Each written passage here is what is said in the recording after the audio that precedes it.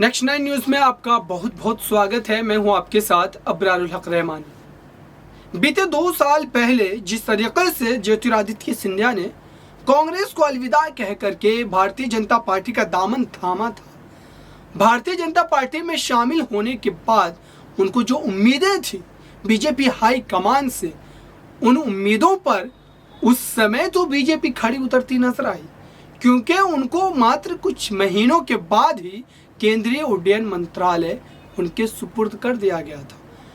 लेकिन अब ज्योतिरादित्य सिंधिया की कई बयानों पर अगर हम नजर डालें तो आपको ये बात बिल्कुल स्पष्ट समझ में आएगी कि ज्योतिरादित्य सिंधिया अब बीजेपी में जाने वाले फैसले को लेकर के पछतावा महसूस कर रहे हैं। साथ ही अब वो आने वाले दिनों में हो सकता है कि कांग्रेस पार्टी में वापसी भी कर जाए, और इसको लेकर के उन्होंने कई निजी कार्यक्रमों में बयान भी दिया है। यार, उस बयान का आकलन अगर आप करेंगे तो आपको ये पूरी तरीके से आभास हो जाएगा, पूरी उम्मीद हो जाएगी कि अब ज्योतिरादित्य सिंधिया बीजेपी को अलविदा कह करके फिर से एक बार कांग्रेस में शामिल हो सकते हैं।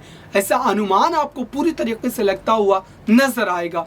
लेकिन इस बीच ज्योतिरादित्य सिंधिया ने जिस तरीके से तमाम बयान जारी किए हैं, उस बयान से बीजेपी हाई कमान को बड़ा झटका लगता नजर आ रहा है, क्योंकि बीजेपी को यह कतई उम्मीद नहीं थी कि कांग्रेस पार्टी से आया हुआ लीडर, जो कि कई दशक तक कांग्रेस पार्टी में सक्रिय रहा और कांग्रेस पार्टी का एक जाना माना चेहरा माना जाता था, उस चेहरे को हमने भारतीय जनता पार्टी में शामिल किया और एक बड़ा मंत्रालय उनके सुपुर्द किया। उसके बावजूद भी इस तरीके के बोल, बीजेपी हाई कमान के खिलाफ ही बोलना, ये कहीं ना कहीं बीजेपी को नागवार गुजरेगा।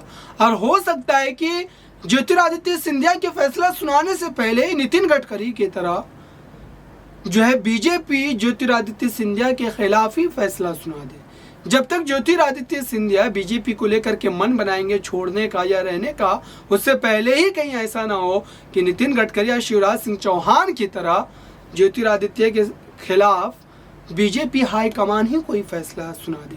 ये तमाम बातें अंदरूनी खाने से बताई जा रही है कि ज्योतिरादित्य सिंधिया भले ही आपको इस तरीके से मोटे मोटे तौर पर अगर इस बात को आप समझे तो एक तरीके से ज्योतिरादित्य सिंधिया को इस बात का पछतावा भी है, और आने वाले दिनों में वो कोई बड़ा फैसला जो है वो सुना सकते हैं बीजेपी के खिलाफ, और कांग्रेस पार्टी में उनकी वापसी की जो उम्मीदें हैं वो लगातार जताई जा रही है। ये तमाम खबरें एक तरीके से सूत्र के हवाले से बताई जा रही थी और उनके तमाम बयानों को लेकर के ये अनुमान भी लगाया जा रहा है। फिलहाल इस खास रिपोर्ट में इतना ही। देखते रहिए ताज़ा तरीन खबरों के लिए नेक्स्ट 9 न्यूज़ को।